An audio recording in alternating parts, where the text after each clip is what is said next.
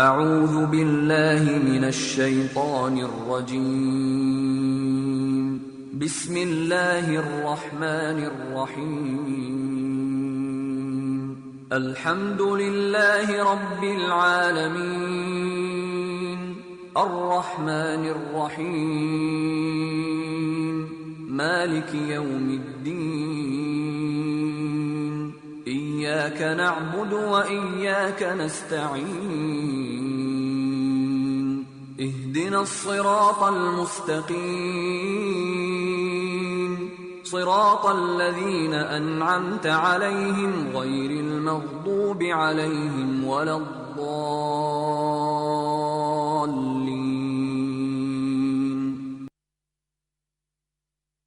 كتاب أنزلناه إليك مبارك ليدبروا آياته وليتذكر أولو الألباب إن هذا القرآن يهدي للتي هي أقوم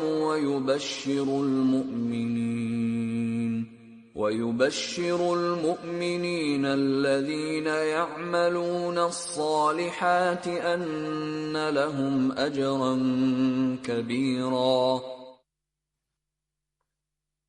السلام علیکم ورحمۃ اللہ وبرکاتہ۔ امید ہے آپ سب خیریت سے ہوں گے۔ آج ہم انشاءاللہ تعالی اپنے پروگرام کے 5ویں سیشن کا آغاز کر رہے ہیں، اور اس میں ہم حضرت ابراہیم علیہ السلام کی 2 ازواج کے حوالے سے گفتگو کریں گے۔ چلیے شروع کرتے ہیں۔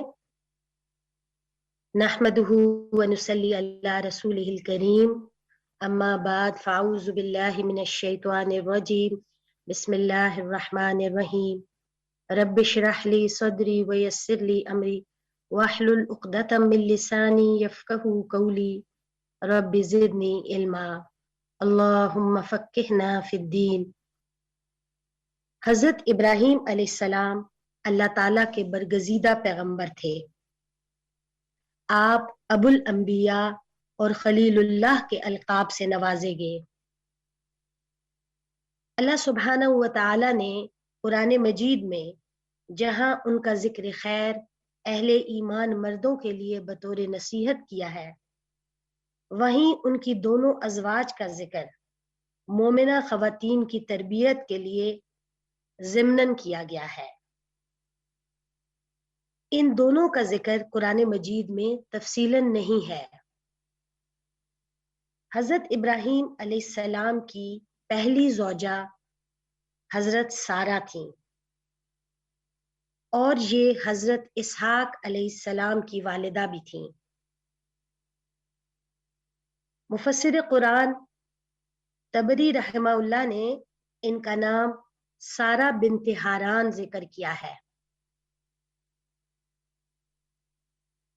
قرآن مجید میں حضرت سارہ کا ذکر سورہ ہود میں کیا گیا ہے، اور اس واقعے میں جہاں اللہ تعالیٰ نے انہیں بیٹے اور پھر پوتے کی خوشخبری دی۔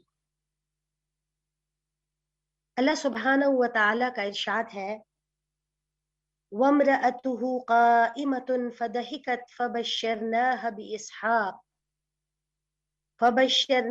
بِإِسْحَاقَ وَمِنْ وَرَاءِ إِسْحَاقَ يَعْقُوبَ قَالَتْ يَا وَيْلَتَى أَأَلِدُ وَأَنَا عَجُوزٌ وَهَذَا بَعْلِي شَيْخًا إِنَّ هَذَا لَشَيْءٌ عَجِيبٌ قالوا أتعجبين من أمر الله رحمة الله وبركاته عليكم أهل البيت إنه حميد مجيد۔ آیات کا ترجمہ ہے، اور اس کی بیوی کھڑی تھی تو وہ ہنس پڑی، پھر ہم نے اسے اسحاق کی خوشخبری دی اور اسحاق کے بعد یعقوب کی۔ وہ بولی، ہائے افسوس، کیا میں بوڑھی ہو کر جنم دوں گی، اور یہ میرا شوہر بھی بوڑھا ہے؟ یہ تو ایک عجیب بات ہے۔ فرشتوں نے کہا، کیا تم اللہ کی قدرت پر تعجب کرتی ہو؟ اے اہل بیت تم پر اللہ کی رحمتیں اور برکتیں ہوں، بے شک اللہ بہت تعریف والا بہت بزرگی والا ہے۔ یہ جو واقعہ قرآن مجید نے ان آیات میں بیان کیا ہے، اس سے قبل اس کا جو پس منظر ہے وہ یہ ہے کہ اللہ تعالیٰ کی طرف سے فرشتے آئے ابراہیم علیہ السلام کے پاس، جو ان کو قوم لوط پر عذاب کی وعید کے بارے میں آگاہ کر رہے تھے۔ قوم لوط جو ہے وہ چونکہ اللہ کی نافرمان قوم تھی اور سری بے حیائی اور برائی کی مرتکب تھی، اور ان کا جو وقت مقرر تھا وہ آ چکا تھا، تو اللہ کے فرشتے ابراہیم علیہ السلام کے پاس آئے اور انہیں بتایا کہ ان پر جلد عذاب آنے والا ہے۔ تو ابراہیم علیہ السلام چونکہ نرم مزاج طبیعت کے حامل تھے، تو وہ ان سے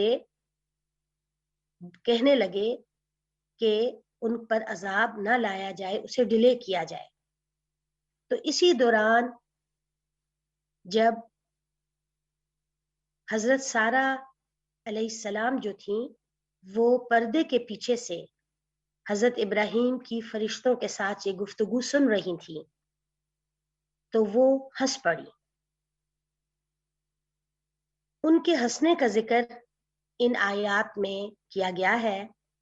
مفسرین نے لکھا ہے کہ ان کی ہنسی کی ہو سکتا ہے یہ وجہ ہو کہ کس طرح حضرت ابراہیم فرشتوں کے ساتھ ان کو روکنے کی کوشش کر رہے ہیں، ان کے ساتھ ایک طرح سے اپنی بات منوا رہے ہیں کہ وہ قوم لوط پر عذاب نہ لائیں۔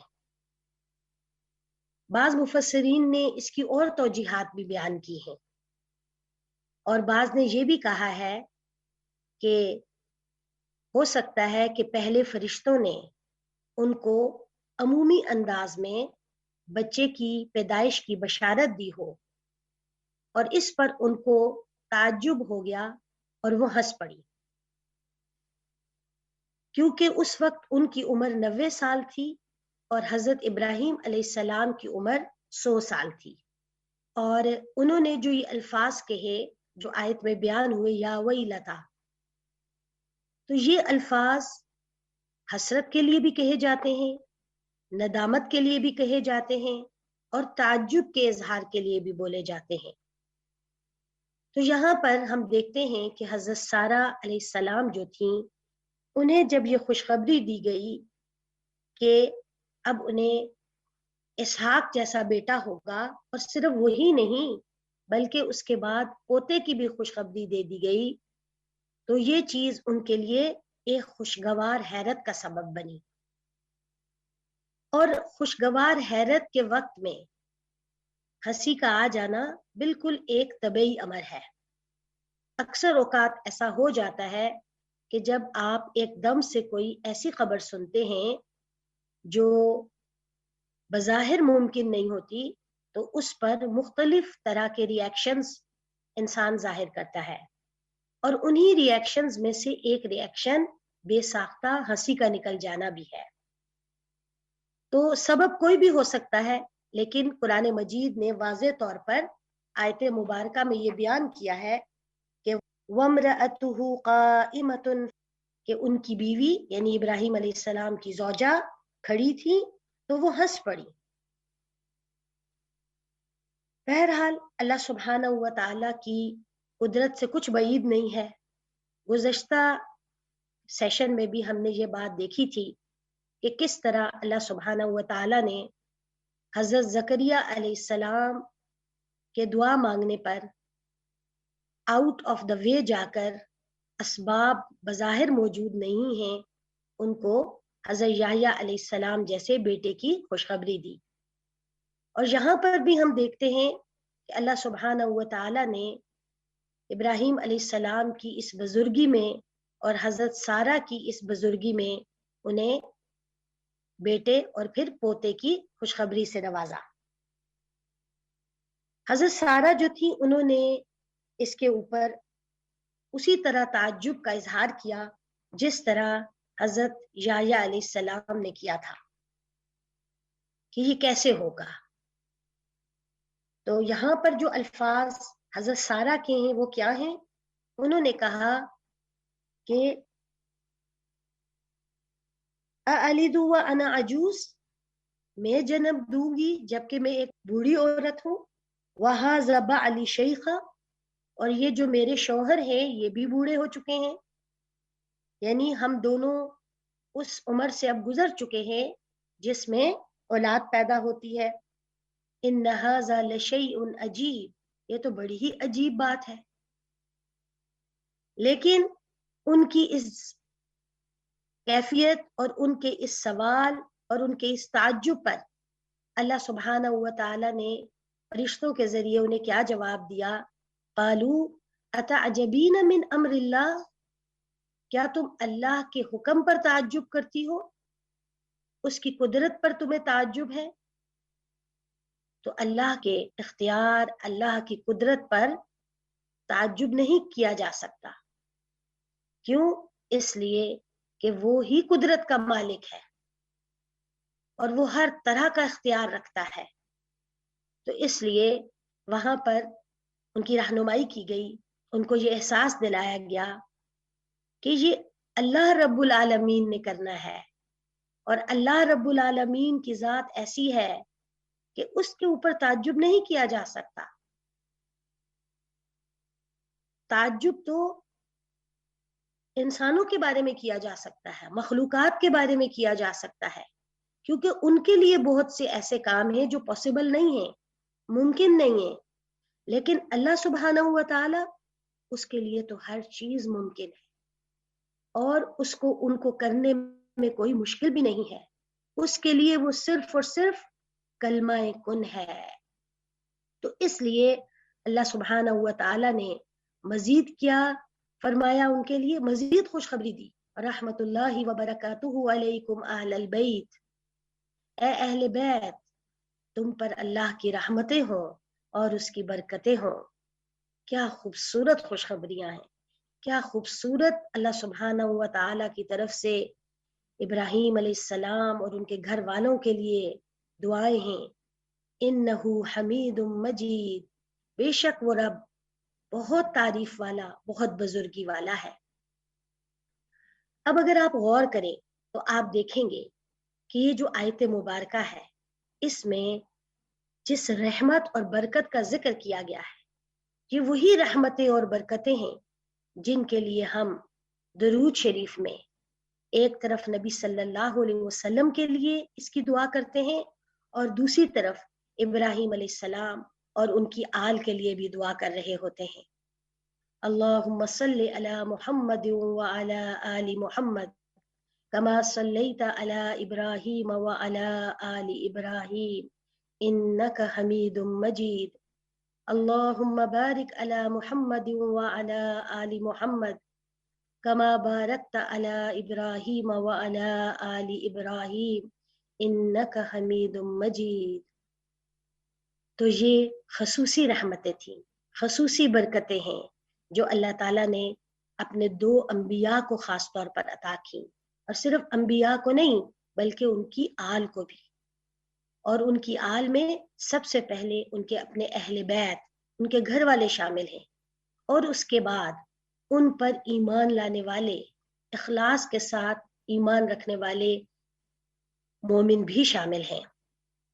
بہرحال حضرت ابراہیم علیہ السلام اور ان کے خاندان پر اللہ تعالیٰ نے بے شمار رحمتیں کی تھیں، جن میں سے بعض کا ذکر قرآن مجید میں بھی کیا گیا، بعض کا ذکر احادیث میں آتا ہے. جیسے کہ اللہ تعالیٰ نے حضرت ابراہیم کے لیے آگ کو گلزار بنا دیا، حضرت ابراہیم علیہ السلام کو اللہ تعالیٰ نے اپنا دوست قرار دیا، حضرت ابراہیم علیہ السلام اور ان کے اہل خانہ کو کفار کی سرزمین سے نجات دی، حضرت سارہ علیہ السلام کو بحفاظت حضرت ابراہیم کو واپس لوٹایا. اس کے بارے میں ابھی میں تفصیلاً اگلا واقعہ آپ کو بتاتی ہوں. حضرت سارہ کو بیک وقت بیٹے اور پوتے کی خوشخبری دی.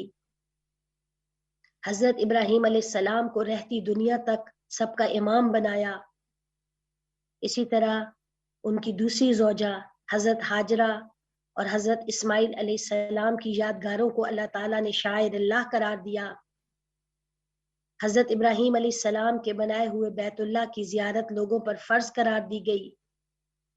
حضرت ابراہیم علیہ السلام کی اپنے بیٹے کی اللہ کی راہ میں قربانی کو ہمیشہ کے لیے ہر امت کے لیے سنت بنا دیا گیا.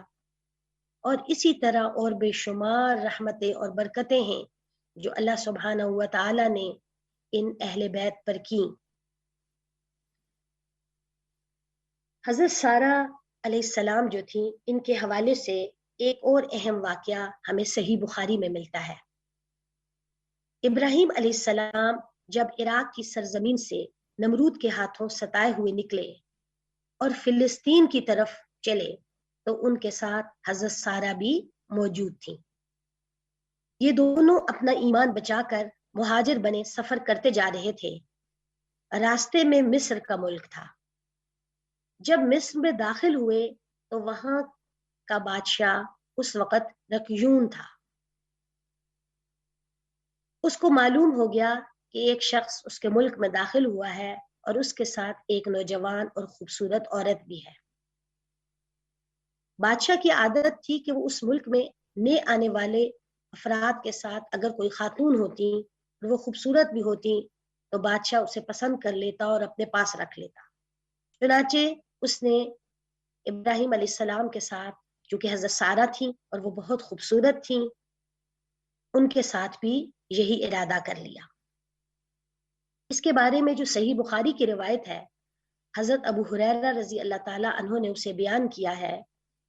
کہتے ہیں کہ نبی کریم صلی اللہ علیہ وسلم نے فرمایا، ابراہیم علیہ السلام نے حضرت سارہ رضی اللہ عنہا کے ساتھ ہجرت کی تو ایک ایسے شہر میں پہنچے جہاں ایک بادشاہ رہتا تھا اور یہ ایک ظالم بادشاہ تھا.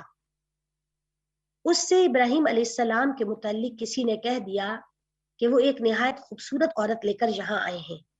بادشاہ نے آپ سے کہلوا بھیجا کہ یہ عورت جو تمہارے ساتھ ہے تمہاری کیا لگتی ہے؟ تو یہاں ابراہیم علیہ السلام نے کہا یہ میری بہن ہے، حالانکہ وہ زوجہ تھی. یہ انہوں نے کیوں کہا؟ تو اس کے بارے میں بعض مفسرین نے لکھا ہے کہ شاید آپ نے یہ اس وجہ سے کہا تھا کہ بادشاہ کے ملک میں جو قانون تھا اس میں وہ یہ کرتا تھا کہ اگر کسی عورت کے ساتھ اس کا شوہر ہے وہ اس خوبصورت عورت کو اپنے قبضے میں لے لیتا تھا اور شوہر کو قتل کروا دیتا تھا. لیکن اگر عورت کے ساتھ کوئی بھائی یا باپ ہوتا تو اس کو وہ قتل نہ کرواتا تھا بلکہ اس کو عزت کے ساتھ اپنا مہمان بنا لیتا تھا. بہرحال یہ ایک ریزن مفسرین نے لکھا ہے، لیکن حقیقت اس کی اللہ تعالیٰ جانتے ہیں یا حضرت ابراہیم علیہ السلام جانتے ہیں جنہوں نے اس وقت ایک خلاف واقعہ بات کہی. تو ویسے تو خلاف واقعہ بات کہنا درست نہیں ہے، لیکن اگر اضطراری کیفیت ہو جائے، اور اضطرار کسے کہتے ہیں؟ جب انسان کی جان کو خطرہ ہو تو وہاں پر وہ ایسی خلاف واقعہ بات کر کے اپنی جان بچا سکتا ہے، کیونکہ بہرحال جان بچانا زیادہ اہم ہے. اس وقت ترجیح جان بچانا ہوگی. تو بخاری کی روایت سے پتہ چلتا ہے کہ انہوں نے فرمایا یہ میری بہن ہے. پھر جب ابراہیم علیہ السلام سارہ کے یہاں آئے تو ان سے کہا میری بات نہ جھٹلانا، میں تمہیں اپنی بہن کہہ کر آیا ہوں. اللہ کی قسم آج روئے زمین پر میرے اور تمہارے سوا کوئی مومن نہیں ہے. چنانچہ آپ نے سارہ کو بادشاہ کے پاس بھیج دیا، یا بادشاہ نے حضرت سارہ کو بلوا لیا. اس وقت حضرت سارہ رضی اللہ تعالی عنہا وضو کر کے نماز پڑھنے کھڑی ہو گئی تھی. انہوں نے اللہ کے حضور دعا کی کہ اے اللہ، اگر میں تجھ پر اور تیرے نبی یعنی ابراہیم علیہ السلام پر ایمان رکھتی ہوں، اور اگر میں نے اپنے شوہر کے سوا اپنی شرمگاہ کی حفاظت کی ہے تو تو مجھ پر ایک کافر کو مسلط نہ کر. ابھی انہوں نے وہ دعا مانگی تھی کہ وہ بادشاہ جو تھا وہ تھرایا، یعنی اس کے جسم میں ایک لرزہ پیدا ہوا اور اس کا پاؤں زمین میں دھس گیا. ابو سلمہ بن عبد الرحمن نے بیان کیا اور ان سے حضرت ابو ہریرہ رضی اللہ تعالیٰ عنہ نے بیان کیا کہ حضرت سارہ رضی اللہ تعالیٰ عنہ نے اللہ کے حضور دعا کی کہ اے اللہ اگر یہ مر گیا تو لوگ کہیں گے کہ اسی نے مارا ہے. تو چنانچہ وہ پھر چھوٹ گیا اور پھر حضرت سارہ کی طرف بڑھا. پھر حضرت سارہ نے یہی دعا کی اے اللہ اگر میں تجھ پر اور تیرے رسول پر ایمان رکھتی ہوں اور اپنے شوہر کے سوا اور ہر موقع پر میں نے اپنی شرمگاہ کی حفاظت کی ہے تو مجھ پر اس کافر کو مسلط نہ کر. چنانچہ وہ پھر تھرایا، کانپا اور اس کے پاؤں زمین میں دھس گئے. اس پر حضرت سارہ نے پھر وہی دعا کی کہ اللہ اگر یہ مر گیا تو لوگ کہیں گے کہ اسی نے مارا ہے. اب دوسری مرتبہ یا تیسری مرتبہ بھی بعض روایات میں ذکر آتا ہے کہ ایسا ہوا اور پھر بالآخر اس بادشاہ نے حضرت سارہ کو چھوڑ دیا اور پھر اپنے لوگوں سے کہا کہ تم لوگوں نے میرے یہاں ایک شیطان بھیج دیا ہے، اسے واپس ابراہیم کے پاس لے جاؤ اور اس کے ساتھ ہاجرہ بھی انہیں دے دو. پھر حضرت سارہ ابراہیم علیہ السلام کے پاس آئیں اور ان سے کہا دیکھے اللہ نے کافر کو کس طرح ذلیل کیا اور ساتھ میں یہ ایک لڑکی بھی ہمیں دلوا دی. تو یہ واقعہ جو ہے یہ صحیح بخاری میں مختلف جگہوں پر ذکر ہوا ہے اور دیگر حدیث کی کتب میں بھی اس کا ذکر ہے. تو اس سے ہمیں جو بات سمجھ میں آ رہی ہے وہ یہ ہے کہ ایک تو یہ بات پتہ چلتی ہے کہ حضرت سارہ ایک خوبصورت خاتون تھی جس کی وجہ سے بادشاہ نے ان کے بارے میں برا ارادہ کر لیا. دوسری بات یہ پتہ چلتی ہے کہ حضرت سارہ نے کس طریقے سے اپنی شرم و حیا کی حفاظت کے لیے اللہ سبحانہ و تعالی کو پکارا. اس مشکل گھڑی میں جب خالص دل کے ساتھ اللہ تعالیٰ کو پکارا تو اللہ نے ان کے سامنے اس بادشاہ کو جو اپنے آپ کو قوت کا مالک سمجھتا تھا اس کو زمین میں دھسایا اور بالآخر حضرت سارہ کی حفاظت فرمائی اور وہ اس کے چنگل سے بحفاظت نکل آئی.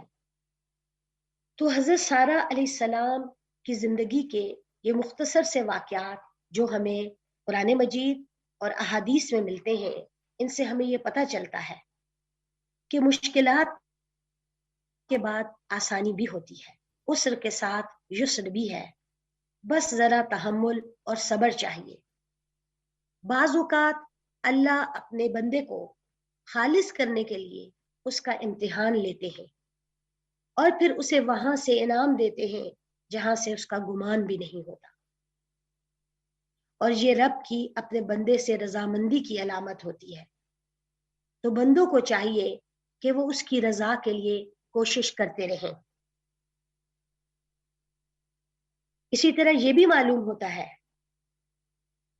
کہ حضرت سارہ کو اولاد کی خوشخبری ان کے صبر اور استقامت کے صلے میں ملی تھی جو حضرت ابراہیم علیہ السلام کے ساتھ رہتے ہوئے انہوں نے اختیار کی. انہوں نے اپنی زندگی میں اپنے شوہر کے ساتھ ہجرت کی، دعوت و تبلیغ کے سلسلے میں سفر کیا اور بہت سی مشکلات بھی برداشت کی. حضرت سارہ کی زندگی آج کی ہر اس عورت کے لیے ایک مثال ہے جو دین کے راستے میں اپنے شوہر کی مددگار بننا چاہتی ہے. اس میں وفا بھی ہے، قربانی بھی ہے اور صلہ بھی. مشکل ترین حالات میں بھی انہوں نے اللہ کی ذات پر بھروسہ کیا اور اسی سے مدد مانگی.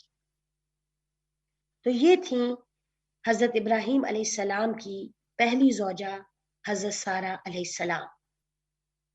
اس کے بعد حضرت ابراہیم علیہ السلام کی دوسری زوجہ حضرت ہاجرہ علیہ السلام کے بارے میں کچھ بات کرتے ہیں. حضرت ہاجرہ حضرت اسماعیل علیہ السلام کی والدہ تھیں. حضرت ہاجرہ کی اولاد بنی اسماعیل کہلائی اور آگے جا کر اسی سے قریش کی شاخ نکلی جس میں بعد میں نبی اکرم صلی اللہ علیہ وسلم مبعوث ہوئے. یہ حضرت ہاجرہ وہی ہیں جو مصر کے بادشاہ نے حضرت سارہ کو بطور خدمت دی تھی جب وہ حضرت سارہ پر قابو نہ پا سکا تھا. بعض مفسرین نے لکھا ہے کہ یہ حضرت سارہ اس بادشاہ کی بیٹی تھی اور بعض نے لکھا ہے کہ یہ ایک لونڈی تھی. بہرحال دونوں طرح کی چیزیں ہمیں ملتی ہیں. حضرت سارہ نے یہی ہاجرہ جو تھیں یہ حضرت ابراہیم علیہ السلام کو عطا کر دی تھی، اور حضرت ابراہیم علیہ السلام نے ان سے نکاح کر لیا تھا. بی بی ہاجرہ کا ذکر قرآن مجید نے ایک صالح اور فرما بردار مومنہ کے طور پر کیا ہے. قرآن مجید میں ان کا ذکر وہاں پر ہے جہاں حضرت ابراہیم علیہ السلام نے حضرت ہاجرہ اور اپنے بیٹے اسماعیل علیہ السلام کو چھوڑ دیا اور اللہ تعالیٰ سے ان کے لیے دعا فرمائی. ربنا انی اسکنت من ذریتی بواد غیر ذی زرع عند بیتک المحرم ربنا لیقیموا الصلاة فاجعل افئدة من الناس تهوی الیہم وارزقهم من الثمرات لعلهم یشکرون. اے ہمارے رب، بے شک میں نے اپنی بعض اولاد کو ایک بے آب و گیا وادی میں بسا دیا ہے جو تیرے محترم گھر کے پاس ہے. اے ہمارے رب، تاکہ یہ نماز قائم کرے، تو لوگوں کے دلوں کو ان کی جانب مائل کر دے اور ان کو پھلوں میں سے رزق دے تاکہ وہ تیری شکر گزاری کرے. تو یہ ایک بہت بڑا اور اہم واقعہ تھا جو حضرت ہاجرہ علیہ السلام کی زندگی میں پیش آیا کہ ان کے شوہر انہیں اور ایک چھوٹے بچے کو ایک بے آب و گیا وادی میں چھوڑ کر چلے گئے. اس آیت کی تفسیر کرتے ہوئے امام طبری رحمہ اللہ نے حضرت عبداللہ ابن عباس سے بیان کیا ہے کہ اللہ کے نبی ابراہیم علیہ السلام اسماعیل اور ہاجرہ کو لے کر مکہ آئے اور انہیں زمزم والی جگہ میں چھوڑ دیا. جب رخصت ہونے لگے تو حضرت ہاجرہ نے آواز دی، اے ابراہیم، میں آپ سے 3 مرتبہ پوچھتی ہوں کہ کس نے آپ کو حکم دیا ہے کہ آپ ہمیں ایک ایسی سرزمین میں چھوڑ دیں جس میں نہ دودھ ہے، نہ کھیتی اور نہ کوئی ہمدرد، نہ سامان زندگی ہے اور نہ پانی. ابراہیم علیہ السلام نے جواب دیا، میرے رب نے مجھے حکم دیا ہے. تو کہنے لگیں، پھر وہ ہمیں ضائع نہ کرے گا. کیا زبردست بھروسہ ہے اپنے رب پر. شوہر سے سوال کیا ہے لیکن جب انہوں نے یہ بتا دیا کہ یہ رب کے حکم سے ہے تو پھر آگے سے کوئی سوال اور جواب نہیں، بلکہ پھر کس یقین کا اظہار ہو رہا ہے؟ اس یقین کا کہ میرا رب ہمیں ضائع نہیں کرے گا. اور واقعتاً پھر اس نے ضائع نہیں کیا. حضرت ہاجرہ اور حضرت اسماعیل کو چھوڑ کر حضرت ابراہیم علیہ السلام واپس روانہ ہو گئے. حضرت ہاجرہ نے اپنے پاس موجود مشک سے حضرت اسماعیل کو پانی پلایا اور دودھ پلاتی رہی. جب پانی ختم ہو گیا، بچے کو پیاس لگی اور پیاس کے مارے بے چین ہوا تو آپ پانی کی تلاش میں ادھر ادھر دوڑی. آپ نے 2 پہاڑوں کے درمیان، صفا اور مروہ کے درمیان چکر لگانے شروع کیے. ذرا تصور کیجیے اس وقت ایک ماں کے دل کی کیفیت کیا ہوگی جب وہ اپنے ایک دودھ پیتے بچے کے ساتھ ایک بے آب و گیا وادی میں ہے اور اس کے پاس بظاہر کوئی اسباب نہیں ہے، کوئی سر و سامان نہیں ہے. جو تھوڑا سا پانی تھا وہ بھی ختم ہو چکا ہے اور بچے کو بھی پیاس لگی ہے اور ماں کو بھی پیاس لگی ہے. ایسے میں اس کے دل کی کیا حالت ہوگی، وہ کیسے تڑپ رہی ہوگی کہ کہیں سے پانی میسر آ جائے تو میں اپنے بچے کو پلا سکوں. اور اسی تڑپ میں، اسی کیفیت میں حضرت ہاجرہ نے کیا کیا کہ صفا اور مروہ کے درمیان چکر لگانے شروع کر دی. صفا سے مروہ کی طرف بھاگتی اور پھر مروہ سے واپس صفا کی طرف آتی، پھر صفا سے مروہ کی طرف جاتی، پھر مروہ سے صفا کی طرف آئے اور اس طرح 7 چکر لگائے. جب 7واں چکر پورا ہوا تو انہوں نے دیکھا کہ بچہ جو ہے اس کے پاؤں کے قریب پانی امڑ آیا ہے. حضرت ابن عباس رضی اللہ تعالی عنہ بیان کرتے ہیں کہ ان اول من سعى بین الصفا والمروہ حاجت ام اسماعیل، بے شک سب سے پہلے جس نے صفا اور مروہ کے درمیان سعی کی وہ اسماعیل کی والدہ ہاجرہ تھی. یہ جو پانی نکلا یہ کیسے نکلا؟ روایات سے پتہ چلتا ہے کہ حضرت جبرائیل علیہ السلام نے اس وقت حضرت اسماعیل کے پاس آ کر اپنی ایڑی یا پر مار کر زمین سے پانی نکالا. ایک روایت کے مطابق جب حضرت اسماعیل نے اپنی ایڑیوں کو زمین پر مارا تو اللہ تعالیٰ نے اپنی قدرت سے وہاں سے ایک چشمہ جاری فرما دی. حضرت ہاجرہ نے وہ پانی ننھے اسماعیل کو پلایا اور خود بھی پیا. آپ پانی کو اپنی مشک میں جمع کر رہی تھی. جو پانی کی مشک ہوتی ہے چمڑے کا مشکیزہ، اس میں جمع کر رہی تھی، مگر پانی جوش مار رہا تھا کیونکہ اس وقت تو انہیں نہیں معلوم تھا نا کہ یہ پانی تو اب کبھی رکنے والا نہیں ہے. تو انہوں نے سوچا ہوگا کہ میں جلدی جلدی اپنی مشک بھر لوں، لیکن پانی تھا کہ جوش سے نکل رہا تھا. تو آخر کار انہوں نے کہا زم زم، یعنی ٹھہر جا. اس پر وہ پانی رک گیا اور ہمیشہ کے لیے اس کا نام ہی زمزم پڑ گیا. حضرت عبداللہ ابن عباس بیان کرتے ہیں کہ رسول اللہ صلی اللہ علیہ وسلم نے فرمایا یرحم اللہ ام اسماعیل لو ترکت زمزم او قال لو لم تغرف من الماء لکانت عینا معینا. اللہ ام اسماعیل پر رحم فرمائے، اگر وہ اس زمزم کو چھوڑ دیتی یا کہا اگر وہ پانی سے چلو نہ لیتی تو وہ بہتا ہوا چشمہ، یعنی ابھی تو وہ ایک جگہ پر ٹھہرا ہوا پانی ہے ورنہ وہ بہتا اور نہ جانے کہاں کہاں تک نکل جاتا. بہرحال چونکہ انہوں نے کہا زم زم ٹھہر جا تو وہ وہیں پر اسی ایریے میں ٹھہر گیا. یہ بھی آپ سوچیں اللہ کی کتنی بڑی قدرت تھی. ایک خاتون کی تڑپ، ایک خاتون کی اپنے بچے کی پیاس بجھانے کے لیے ایفرٹ.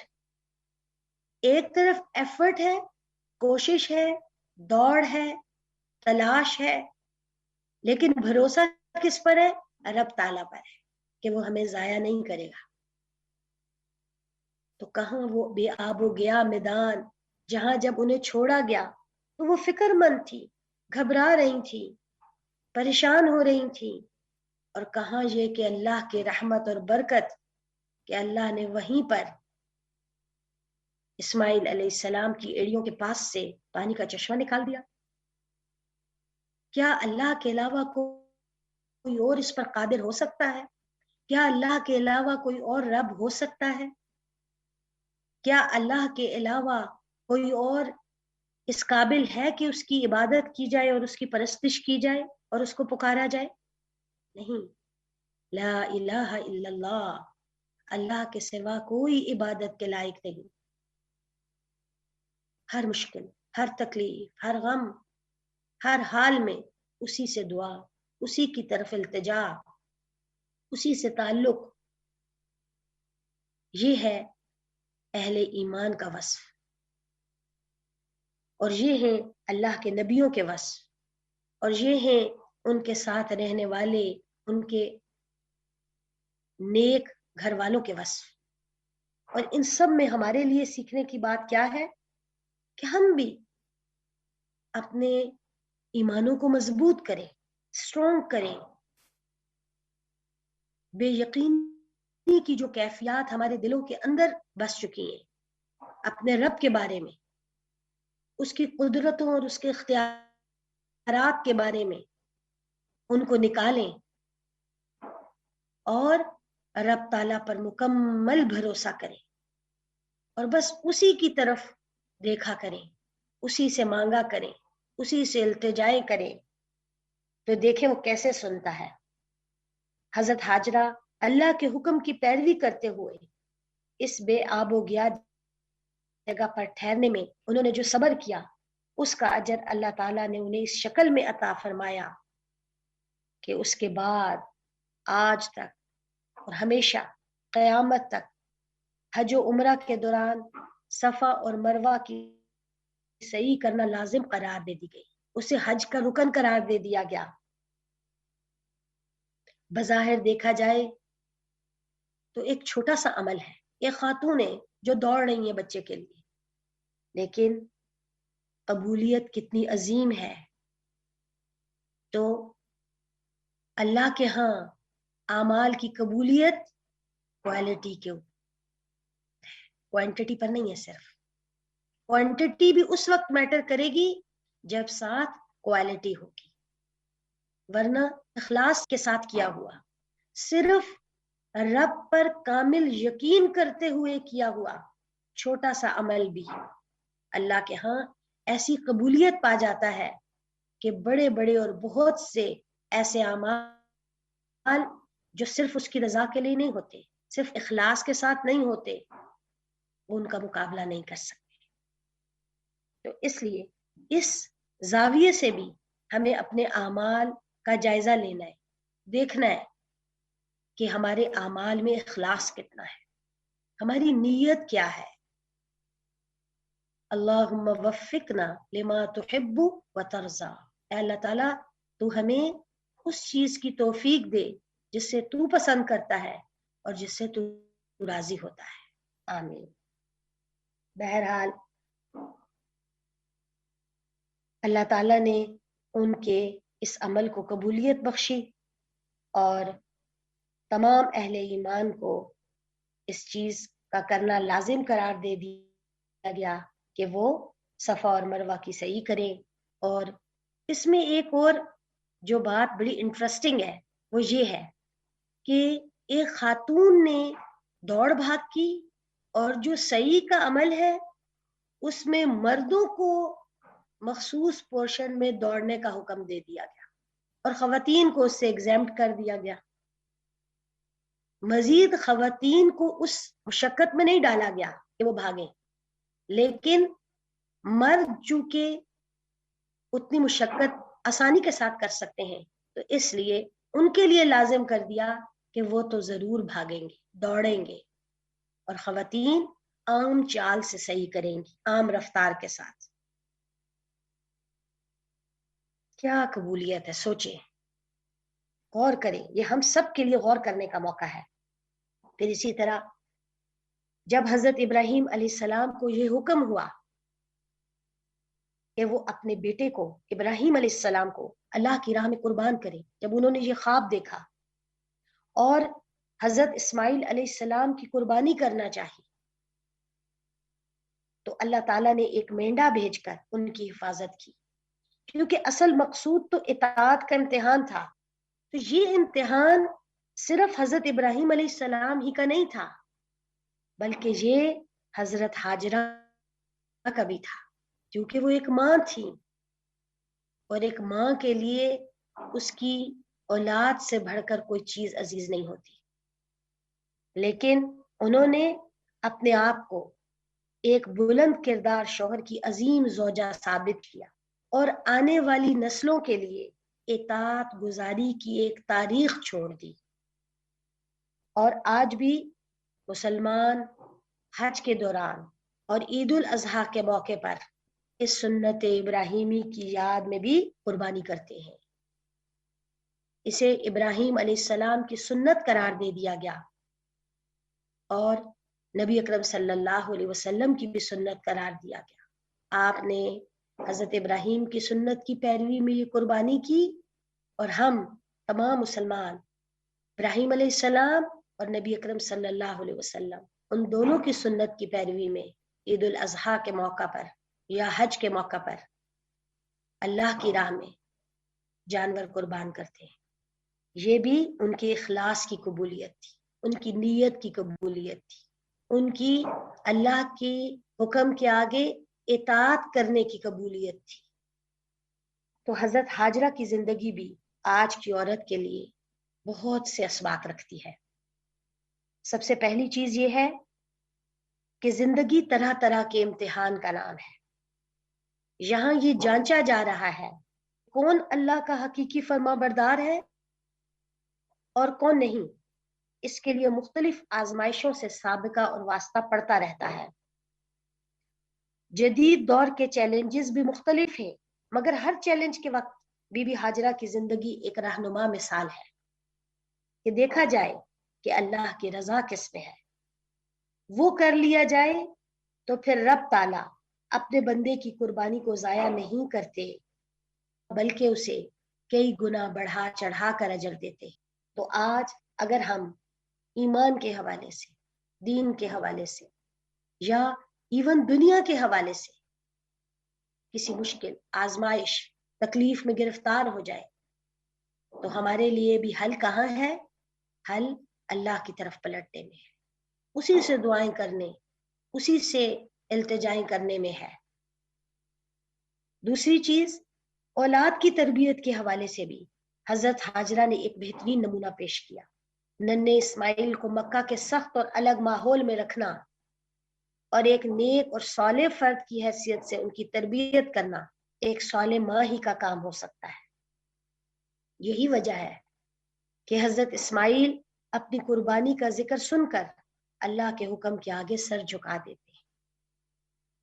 اطاعت اور فرما برداری کا یہ رویہ شاید ہی کہیں مل سکے، کیونکہ جب اللہ تعالیٰ نے حضرت ابراہیم علیہ السلام کو خواب میں یہ حکم دیا، اور انبیاء کے خواب سچے ہوتے ہیں، تو انہوں نے اپنے بیٹے اسماعیل علیہ السلام سے اس کا ذکر کیا، تو انہوں نے آگے سے تابعداری کا اظہار کیا۔